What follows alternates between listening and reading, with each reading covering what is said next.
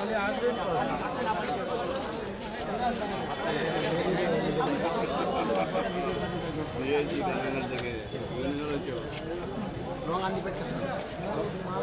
শুনছিলাম যে এত দেরি হয়ে গেছে কি বৃত্তান্ত, ভাঙড়ে এইসব কিছু হারমাত কিছু আগাছা কুগাছা জঙ্গলগুলো সাফ করতে আমাদের দেরি হয়েছে, সাফ করে ফেলেছি কিছুটা।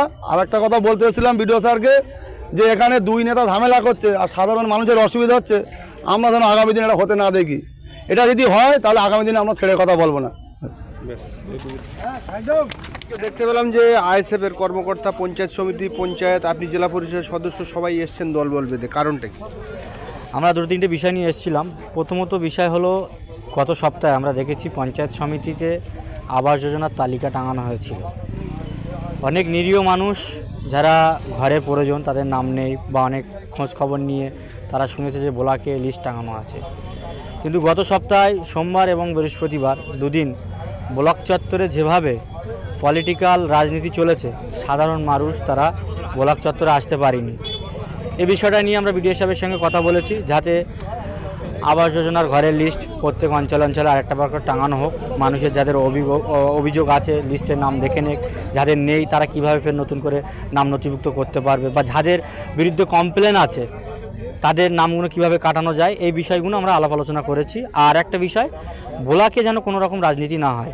ভোলাকে নিরীহ মানুষ অনেকেই আসেন, জমি জায়গা সংক্রান্ত বিষয় থেকে শুরু করে অনেক কন্যাশ্রী, রূপশ্রী বা অন্য বিষয়, অনেক কোনো বিষয় নিয়ে তারা ভোলাকে আসে। সেই ভোলাকে দেখা যায় 144 দ্বারা থাকে, বা পুলিশ প্রশাসন ব্যাপক টহলদারি থাকলে মানুষ তারা আসতে ভয় কাচ্ছে। এই কারণে তারা আমাদের কাছে অভিযোগ করেছে যে ব্লকে আমাদের দাদা কাজ আছে, ভাই কাজ আছে, আমরা যেচ্ছি, কিন্তু ওখানে ব্যাপক পুলিশের চাপ বা দলবল সড়ো হচ্ছে, আমরা কিভাবে যাব। সেই কারণগুলো আমরা বিডিও সাহেবের সঙ্গে আলোচনা করলাম যে আগামীতে না যেন এই সমস্ত ব্লক চত্বরে, বিডিও অফিসের চত্বরে না যেন এই সমস্ত কালচার না যেন হয়।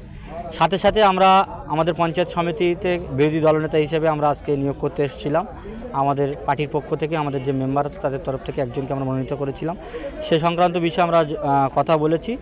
পঞ্চায়েত সমিতি আপনারা বিরোধী নেতা ঠিক করেছেন, ওপরে নেতৃত্বে করে দিয়েছেন, আপনারা তিনজনে মিলে ওনাকে, 4 জনের মধ্যে আপনারা 3 জন মিলে ওনাকে করেছেন? দেখো, আমরা যে কজন পঞ্চায়েত সমিতি মেম্বার আছি সেই কজনা মিলে আমরা ওনাকে করা হয়েছে।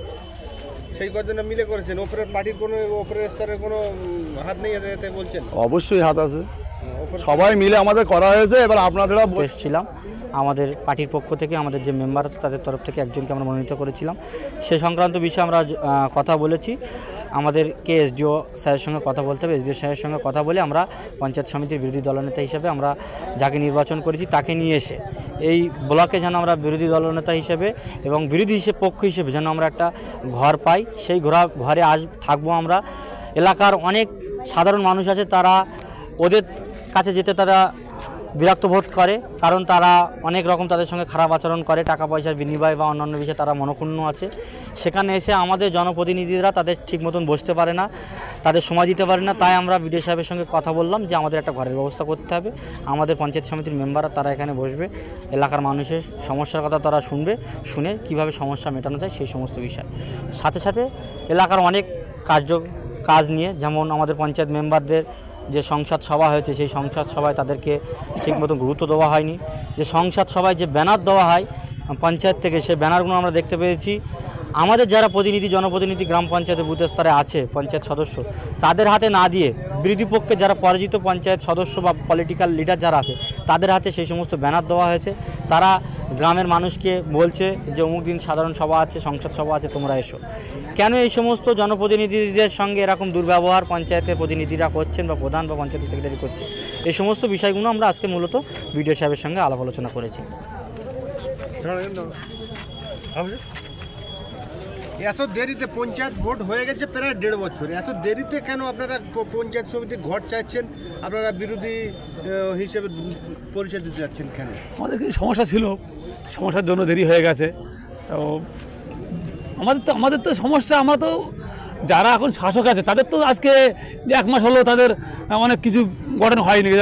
আমাদের ল্যান্ডে আমাদের গরম হয়নি বা মৎস্যজীবী হয়নি, সেটা তো আজকে 1 মাস আগে হলো। আমাদের শাসকে আছে আর আমাদের শাসকে নেই, তাহলে আমাদের দেরি হতেই পারে কোনো কারণে। একটা পঞ্চায়েতের মেয়াদ থাকে 5 বছর, সেই 5 বছরের মধ্যে 1.5 বছর পার হয়ে গেলেন, এরপরে মানুষের সেবা দেবেন কিভাবে? মানুষের কাছে ভোট চাইবে, আপনারা হোক বা শাসক দল হোক, কীভাবে মানুষের কাছে যাবেন? 1.5 বছরের মধ্যে আপনারা এখনো পর্যন্ত ঠিক করতে পারলেন না যে বিরোধী আসনে কে বসবে, বিরোধীদের কাজ কি, শাসক দলের কাজ কি?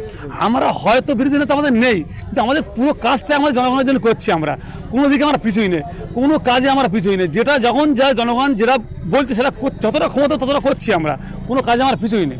যে আমাদের বিরোধী নেতা নেই বলে পিছিয়ে তাও নয়, আমরা পিছুই নেই। যেটা যখন যেটা করার পরে সেটা করছি, কিন্তু আমাদের সেটা করছি আমরা। আজকে এলেন, কি বললেন? আজকে বিডিও সাহেব বলছে যেটা এই ডিও সাহেবের কাছে দিতে হবে, জমা দিলে ভালো হবে। যেখানে জমা নেবো না ওখানে জমা দিলে ভালো হবে, ওখান থেকে দেখে আসেন। তাহলে কি এইচডি অফিসে গিয়ে জমা দেবেন? হ্যাঁ, অবশ্যই জমা দেবো। এইচডি অফিসে গিয়ে জমা, আর কি আছে?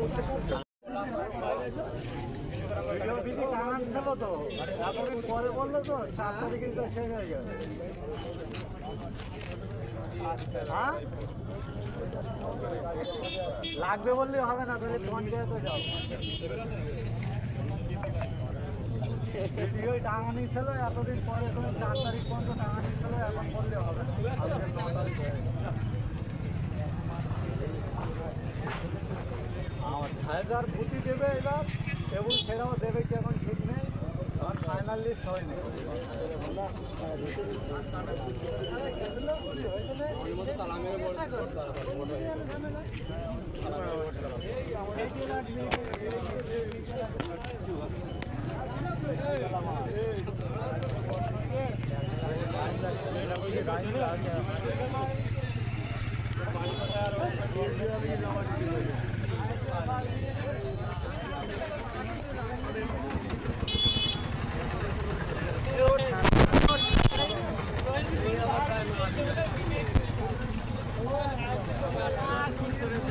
সারা জীবনে বোঝানো যাবে তাকে ভাই।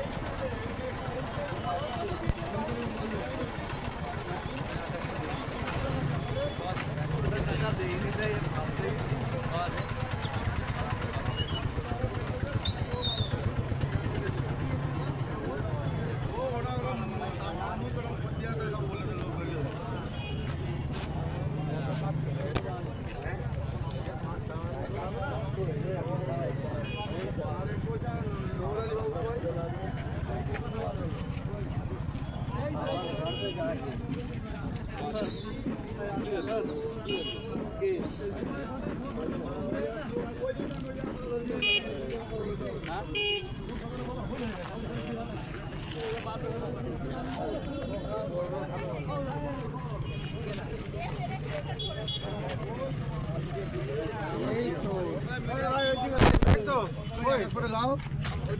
আলমগীর আলমগীর আলমগীর আইনুর ভাই আগে বলুন।